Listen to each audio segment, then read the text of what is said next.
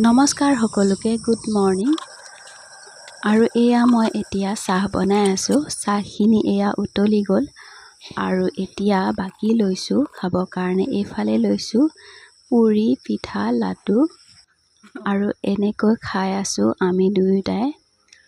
মানুহজনৰ লগত আজি লাষ্ট ভিডিঅ', কাৰণ আজি মানুহজনে যাবগৈ আৰু কেইমাহমানৰ পিছতহে লগ পাম আৰু বাহিৰলৈ যাবগৈ।